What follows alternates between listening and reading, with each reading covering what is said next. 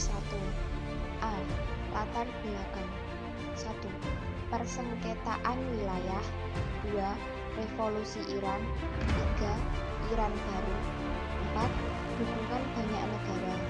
5. Insiden pembunuhan para pejabat. Perang Teluk 1. Perang Teluk 1 diawali dengan penyerangan oleh Iran saat acara Konferensi Ekonomi Internasional yang diselenggarakan oleh Persatuan Mahasiswa Asia pada April 1980. Dengan jatuhnya bom secara tiba-tiba dan membuat konferensi tersebut gagal. Pada tanggal 4 September 1980, Iran melancarkan serangannya ke perbatasan Irak. Kemudian, Irak mencoba membalas dengan menyerang Iran pada tanggal 22 September 1980. Mulai saat itu, berlangsunglah perang Irak-Iran sampai tahun 1988. Hingga akhirnya Irak menghancurkan sumur minyak di Norwich pada April 1983 yang memberikan dampak ke negara-negara di sekitarnya, serta dampak buruk pada lingkungan seperti tercemarnya sumber air di wilayah sekitar teluk dan menyebabkan harga air minum mengalami kenaikan drastis. Dampak tersebut dirasakan oleh Kuwait, Bahrain, dan Qatar hingga perang berakhir. Upaya penyelesaian Perang Teluk 1.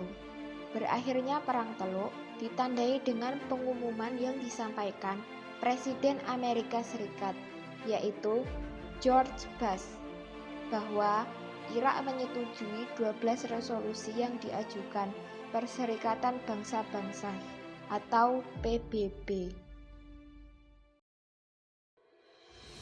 Perjanjian yang ada pada Perang Teluk 1, yaitu Algiers. Tokoh yang terlibat dalam Perang Teluk 1 antara lain 1. George W. Bush. 2. Norman Schwarzkopf. 3.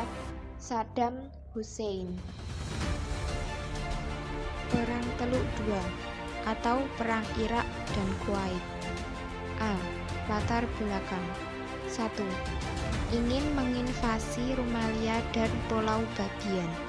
2. Tidak mampu membayar hutang ke Kuwait. 3. Saddam Hussein mengklaim bahwa Kuwait adalah wilayahnya. 4. Rapuhnya kediktatoran Saddam Hussein. 5. Saddam Hussein ingin menjadi pemimpin Arab. B. Jalannya perang. Diawali serangan Irak terhadap negara Kuwait pada tanggal 2 Agustus 1990. Serangan ini berhasil menduduki Kuwait tanpa ada perlawanan yang berarti dari pihak Kuwait. Sementara pemimpin tertinggi Kuwait, Ahmad al-Sabah, yang merasa terancam keselamatannya, lari meminta perlindungan ke Arab Saudi. Invasi Irak ke Kuwait ini menimbulkan reaksi dunia internasional. DKPBB segera mengadakan sidang guna membahas situasi di Kuwait.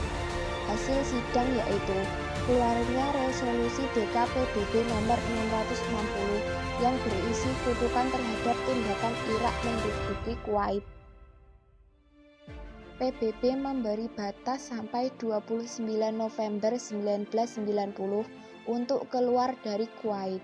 Karena Irak tidak mau meninggalkan Kuwait sampai batas waktu yang ditentukan, maka tanggal 14 Januari 1991, Amerika Serikat dibantu kelompok sekutunya mengadakan agresi ke wilayah Irak dengan tidak kurang 20.000 ton bom dijatuhkan pesawat Amerika, Inggris, dan Prancis.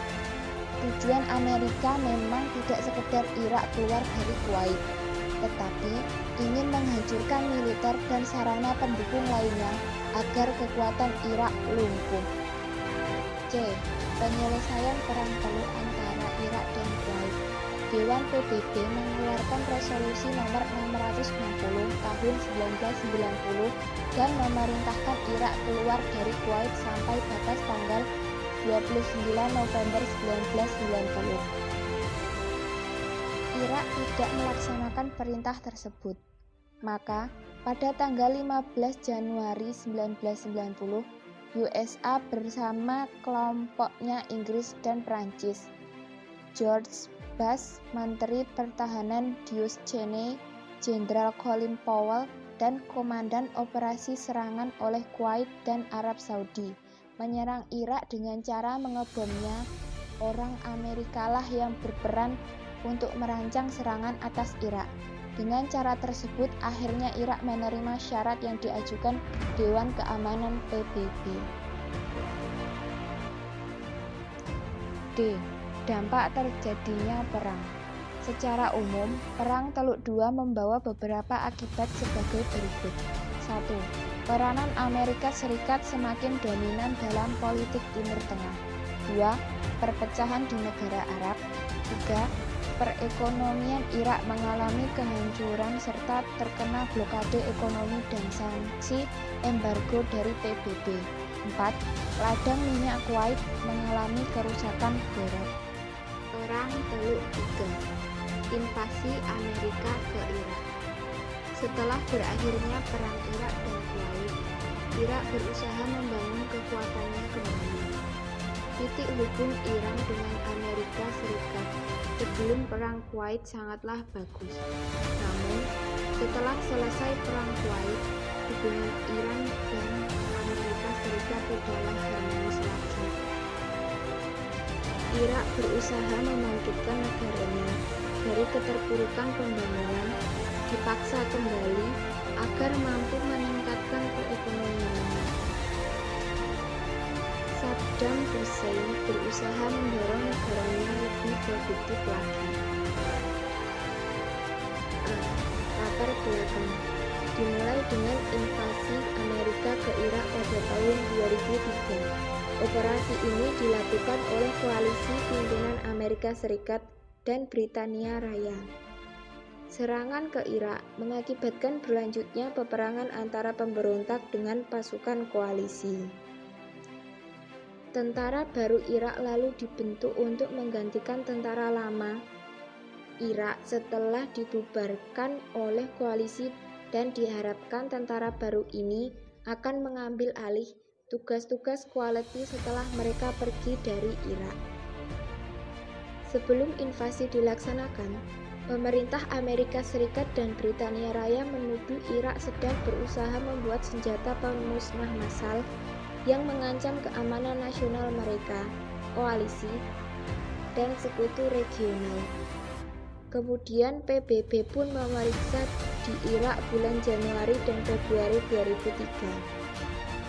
Hasilnya, mereka tidak menemukan bukti-bukti kepemilikan senjata tersebut di Irak. Namun, Amerika Serikat tetap ada rencana walau banyak negara yang menentangnya. Jalannya perang. Tanggal 20 Maret, salah satu kesatuan yang berada di garis depan adalah Divisi Infanteri Ketiga Amerika. Setelah titik dalam strategi militer, divisi ini akan menjadi salah satu ujung tombak serangan darat untuk menembus perbatasan Irak. Amerika Serikat menyerang Irak dari segala sisi dengan kekuatan penuh. Titik dikerahkan 3 kapal milik Amerika Serikat dalam serangan ini. Atas perintah Presiden Bush, Amerika Serikat dan sekutunya melancarkan serangan ke Irak pada tanggal 21 Maret 2003 dengan tujuan antara lain: 1. Ingin menghancurkan senjata massal milik Irak. 2. Menyingkirkan ancaman teroris internasional.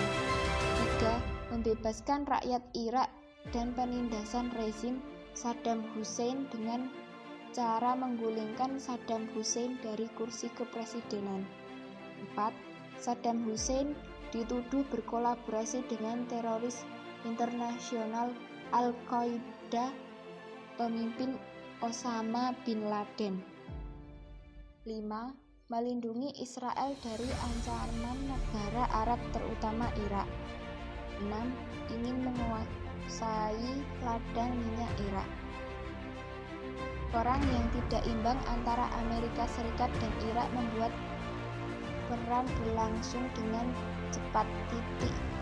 Tanggal 9 April 2003, perang dinyatakan berakhir dengan dikuasainya kota Baghdad oleh pasukan Amerika Serikat. Namun, senjata pemusnah massal yang menjadi alasan utama serangan Amerika Serikat dan sekutunya ke Irak tidak juga ditemukan. C. Dampak perang. 1. Jatuhnya Partai Ba'ath dan Saddam Hussein yang sebelumnya memang penguasa di Irak 3 Februari 1968 sampai 2003. 2. Pengambil alihan pemerintahan Irak yang dilakukan oleh pasukan koalisi. 3. Munculnya pemberontakan Irak dan kekerasan antara kelompok di Irak. 4. Pemilihan pemerintah Irak yang baru. 5.